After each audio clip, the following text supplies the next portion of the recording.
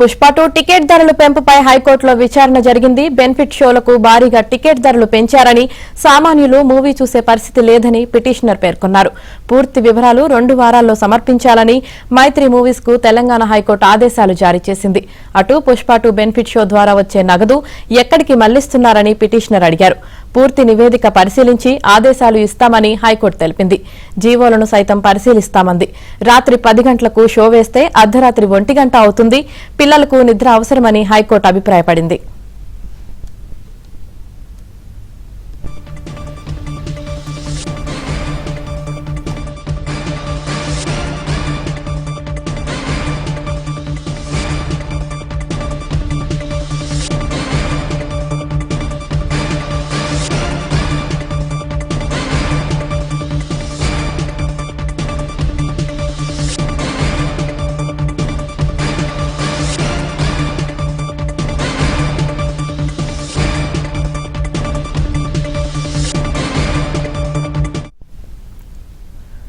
Pushpa 2 ticket ధరల పెంపుపై హైకోర్టులో విచారణ జరిగింది. బెనిఫిట్ షోలకు భారీగా టికెట్ ధరలు పెంచారని, సామాన్యులు మూవీ చూసే పరిస్థితి లేదని పిటిషనర్ పేర్కొన్నారు.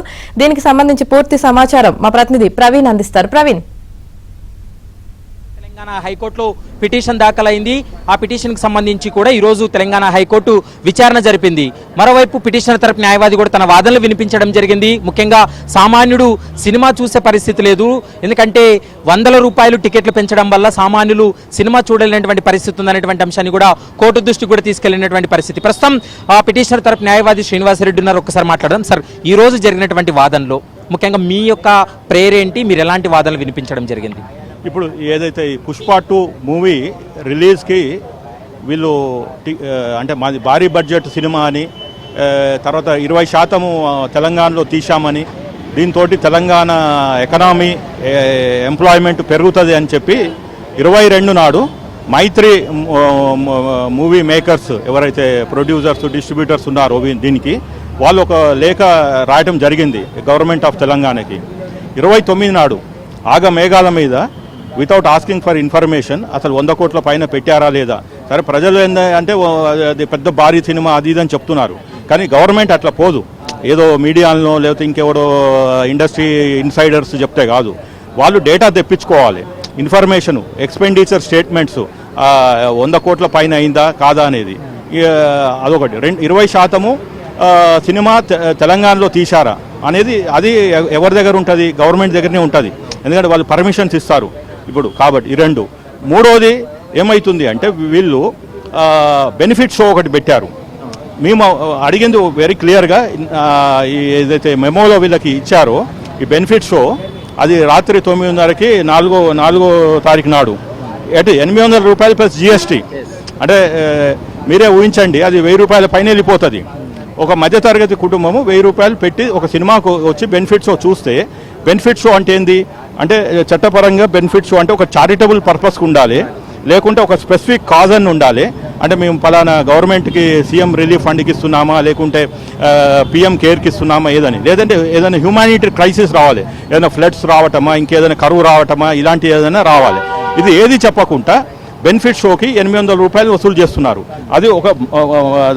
అది ఇర్రెస్పెక్టివ్ ఆఫ్ మల్టీప్లెక్సా, ధనవంతుడా బీదోడా అని కాదు, ఈవెన్ సింగిల్ స్క్రీన్ కూడా అక్రాస్ తెలంగాణ. అంటే ఊర్లో ఉన్నోడు కూడా వాడు ఆస్తులు అమ్మో తాకట్టు పెట్టో, వాడు మొబైల్ ఫోను, వాళ్ళ భార్య మీద బంగారమో తాకట్టు పెట్టో 1000 రూపాయలు తెచ్చుకోవాలి. లేకుంటే వీళ్ళు చేసిన ఈ హైప్కి ఏమంటారు అంటే, వీడు అరే మన ఇంత పెద్ద సినిమా వస్తే వాడు ఇంట్లో పడుకున్నాడు, సినిమాకు రావట్లేదు అనేది ప్రజల్లో ఒక రకమైనది ఉంటుంది. ఇప్పుడు ఎట్లా మన ఒక ఊర్లో ఏదో జరుగుతుంటే అందరు పోతారు జాతరకి, పోను వాడికి ఏమైంది, ఒంట్లో బాగాలేదా, లేకుంటే ఆయనకి దగ్గర డబ్బులు లేవా అని ఒక వినికడి వస్తుంటుంది. అంటే ఈ సొసైటల్ కల్చరల్ ఇష్యూస్లో వీళ్ళు దాన్ని వాడుకొని తర్వాత పుష్ప 1 దాన్ని పుష్ప 2కు వాడుకోవాలని చెప్తున్నారు. అంటే ఒక దశలో న్యాయమూర్తి కూడా, ఎందుకంటే అర్ధరాత్రి వరకు సినిమా వేయడం వల్ల చిన్నపిల్లల ఆరోగ్యం పాడవుతుంది అనేటువంటి కామెంట్ కూడా చేసినటువంటి సందర్భం. అయితే రెండోది ఏం ఎలో చేశారు అంటే, నార్మల్గా ఎస్ మీరు ఒక షో ఎక్కువ వేసుకోవచ్చు, 5th షో 4th కన్నా 5th వేసుకోవచ్చు, అది మన సినిమా ఆటోగ్రాఫ్ యాక్ట్ ప్రకారం ఉన్నది. కానీ వీళ్ళు ఏం చేశారు, 6వ షో 7వ షో అది ఎప్పుడు మధ్యరాత్రి 1ంటికి మళ్ళీ 4ంటికి. ఇప్పుడు మనకేమో వాతావరణ సూచన ఏమని చెప్తున్నారు, ఇట్లా వర్షం ఉన్నది లేకుంటే ఇట్లా అది కోల్డ్ వేవ్ ఉన్నది, మీరు బయటికి వెళ్ళకండి, అవసరం ఉంటేనే వెళ్ళండి అనేమో ప్రభుత్వం చెప్తుంది. అదే ప్రభుత్వము ఒక జీవో ఇచ్చి ఇంట్లో పడుకున్న వాళ్ళని భార్య పిల్లలతోటి సినిమా చూడమని చెప్తున్నారు. ఇది ఎంత మటుకి న్యాయం అని ప్రభుత్వం కోర్టును అడిగితే వారు న్యాయమూర్తి గారు దీని మీద స్పందించారు. బహుశా ఇవాళ ఇచ్చే ఆర్డర్లో వాళ్ళు ఇది కూడా కొన్ని కండిషన్స్ పెడతారు, అంటే 18 ఏళ్ళ వయసు ఉన్న వాళ్ళనా లేదని. మేమైతే ఇది ఈ 1 o'clock 1 AM అండ్ 4 AM అంటే మధ్యరాత్రి 1ంటికి 4ంటికి షోస్ని రద్దు చేయండి అని క్లియర్గా అడిగాము. అంటే టికెట్ల ధరలు పెంపుకు సంబంధించి తెలంగాణ హైకోర్టు కామెంట్ చేసింది. మేము కూడా స్కూల్ డేస్లో మొదటి షోకి వెళ్ళిన సందర్భాలు ఉన్నాయి, కానీ ఇప్పుడు కుటుంబం మొత్తం సినిమా చూడాలంటే 8,000 రూపాయలు ఖర్చు అవుతుంది అనేటువంటి కామెంట్ చేసిన సందర్భంలో ఏం జరిగింది సార్? ఆ సబ్జెక్ట్ ఏంటి? అదే వారు ఏమన్నారు అంటే, ఇప్పుడు ఏదైతే 800 రూపాయల ప్రకారం వసూలు చేస్తున్నారో ఎందుకు అంటే మీరు అంత అత్యుత్సాహంగా మొదటి రోజే అందరినీ తీసుకురావడం 7 షోస్ వేసి ఎందుకు? వాడు లీజర్గా చూస్తాడు కదా. ఎంటర్టైన్మెంట్ అంటే మేఘాల మీద ఏదో ఎమర్జెన్సీ మాదిగా కాదు కదా. ఇప్పుడు ఇంట్లో కుటుంబంలో ఎమర్జెన్సీ వచ్చిందంటే రాత్రి పగలు అనుకుంటే పరిగెత్తుకుంటే ఊరికి వెళ్తాము. అదే పండగకి వెళ్ళాలంటే మంచిగా లీజర్గా వెళ్తాము. సో ఈ మాత్రం ఇంకిత జ్ఞానం కూడా ఈ బిజినెస్ పీపుల్కి లేదు. వాళ్ళ బిజినెస్ పీపుల్ ఇచ్చిన రిక్వెస్ట్ని ప్రభుత్వం ఎట్లా ఆమోదిస్తుంది అని చెప్పి న్యాయమూర్తి గారు వెరీ క్లియర్గా చెప్పారు. ఈ లార్జర్ సబ్జెక్ట్స్ ఉన్నాయి. ఒకటి బెనిఫిట్ షో డబ్బులు ఎక్కడికి పోతున్నాయి, రెండవది 1ంటికి 4ంటికి మధ్యరాత్రి షోస్ అవసరమా అనేది నేను క్షుణ్ణంగా పరిశీలిస్తాను చెప్తానన్నారు. మూడవది ఏంటంటే వాళ్ళు అన్నది ఏంటంటే కొన్ని ఐమాక్స్లు, ఎస్పెషల్లీ ప్రసాద్ ఐమాక్స్ లేకపోతే ఎర్రమంజిలో ఉన్న ఐమాక్స్లు ఇవన్నీ ప్రభుత్వం ఇచ్చినాయి. అంటే పబ్లిక్ ప్రైవేట్ పార్టిసిపేషన్ ఉన్నాయా లేకపోతే ప్రభుత్వం లాంగ్ టర్మ్ లీజ్ ఇచ్చిందా అది కూడా నేను చూస్తాను. ఇలా మీరు దోపిడీ చేసుకుంటూ పోతే కాదు అని చెప్పారు. ఇంకా లార్జెస్ట్ ఉన్నాయి, అవసరం ఉంటే దీన్ని నేను పిల్కి ట్రాన్స్ఫర్ చేసుకుంటాను, లేకపోతే మీరైనా పిల్ రూపంలో రండి అని చెప్పారు. ఈ రోజు this is only a beginning, not the end of this looters of movie industry. రెండోది వాళ్ళు క్లియర్గా కోర్టుకి ఇన్ఫర్మేషన్ ఇవ్వాలి, ఎక్స్పెండిచర్ ఎంత అయింది, 20% ఈ తెలంగాణ భూభాగం మీద వాళ్ళు షూటింగ్ చేశారా లేదా. మూడోది ఎంప్లాయ్మెంట్, బిజినెస్ యాక్టివిటీ ఈ సినిమాల ద్వారా ఏమైతుంది అనేది. So there is a larger interest and the bubble has just started, it will burst in coming days. Right, ప్రస్తుతం అయితే పుష్ప 2 సినిమాకి సంబంధించినటువంటి టికెట్ల ధరలు పెంపు పైన ఇప్పటికే పూర్తి స్థాయిలో విచారణ కొనసాగింది. ఈరోజు సాయంత్రం న్యాయస్థానం కూడా వాటికి సంబంధించినటువంటి ఆదేశాలు ఇచ్చేటువంటి అవకాశం అయితే కనపడుతుంది. పిటిషనర్ తరపు న్యాయవాది తన వాదనలు వినిపిస్తూ పదే ఒక అంశాన్ని కోర్టు దృష్టికి తీసుకెళ్లడం జరిగింది. ఎందుకంటే బెనిఫిట్ షో ద్వారా వచ్చినటువంటి నగదును ఎక్కడ మళ్లిస్తున్నారనేటువంటి అంశాన్ని క్లారిటీ ఇవ్వాలి. మరోవైపు తెలంగాణ భూభాగం పైన ఎంతవరకు వీళ్ళు ఈ షూటింగ్ అంశానికి సంబంధించి కూడా ఒకవైపు ప్రభుత్వం, మైత్రి మూవీ మేకర్స్ కూడా క్లారిటీ ఇవ్వాల్సినటువంటి అవసరం ఉందనేటువంటి అంశాన్ని స్పష్టంగా చెప్పడం జరిగింది. 2 వారాలకి కేసు వాయిదా వేసినప్పటికీ కూడా పిటిషనర్ లేవనెత్తినటువంటి అంశాలు ఏవైతే ఉన్నాయో వాటన్నిటిని పరిశీలించిన తర్వాత ఈ రోజు సాయంత్రం ఒక కీలక నిర్ణయం తీసుకుంటామంటూ కూడా తెలంగాణ హైకోర్టు ఒక నిర్ణయాన్ని కూడా చెప్పినటువంటి పరిస్థితి కూడా స్పష్టంగా కనపడుతుంది.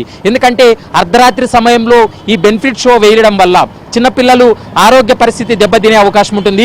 ఒకవైపు రాష్ట్ర ప్రభుత్వం రాత్రి సమయాల్లో వర్షాలున్నాయి, మరోవైపు కోల్డ్ వెదర్ ఉంది కాబట్టి ఈ సమయాల్లో బయటికి రావద్దని చెప్తూనే మరోవైపు ఇలాంటి షోస్కు అనుమతి ఇవ్వడం వల్ల చిన్నపిల్లల యొక్క ఆరోగ్య సమస్యలు తలెత్తేటువంటి అవకాశం ఉందనేటువంటి అంశాన్ని కూడా కోర్టు అభిప్రాయపడింది. మరోవైపు కుటుంబం మొత్తం సినిమా చూడాలి అంటే 8,000 రూపాయల వరకు కూడా ఖర్చు అవుతుంది అనేటువంటి అంశాన్ని కూడా న్యాయమూర్తి స్పష్టంగా చెప్పినటువంటి మాట. గతంలో అంటే మేము చిన్ననాటి సమయంలో స్కూల్ డేస్లో సినిమా మొదటి రోజే రిలీజ్ అయిన వెంటనే మేము సినిమా చూసినటువంటి సందర్భాలు ఉన్నాయి. కానీ ఇప్పుడున్న పరిస్థితుల్లో ఒక కుటుంబం వెళ్ళి సినిమా చూడాలంటే 8,000 వరకు కూడా ఖర్చు అవుతుందంటూ కూడా తెలంగాణ హైకోర్టు కామెంట్ చేసినటువంటి పరిస్థితి. మైత్రి మూవీ మేకర్స్ అయితే మాత్రం ఈ బెనిఫిట్ షో ద్వారా వచ్చినటువంటి నగదును ఏ విధంగా వీళ్ళు ఉపయోగిస్తున్నారు, ఎందుకంటే చారిటబుల్ ఉండాలి, రాష్ట్ర ప్రభుత్వానికి సీఎం రిలీఫ్ ఫండ్ చెల్లించాల్సినటువంటి అవసరం ఉంటుంది, లేదా ఫ్లడ్స్ కానీ ఏదైనా విపత్తు వచ్చినప్పుడు ఆ డబ్బులను వాళ్ళు ఖర్చు చేయాల్సినటువంటి అవసరం ఉంటుంది. ఇవన్నీ నిబంధనలు ఉన్నాయి, ఇది ఎంతవరకు కూడా పాటిస్తున్నారనేటువంటి అంశానికి సంబంధించి కూడా పూర్తి స్థాయిలో క్లారిటీ రావాల్సినటువంటి అవసరం ఉందంటూ కూడా హైకోర్టు అభిప్రాయపడింది. కాబట్టి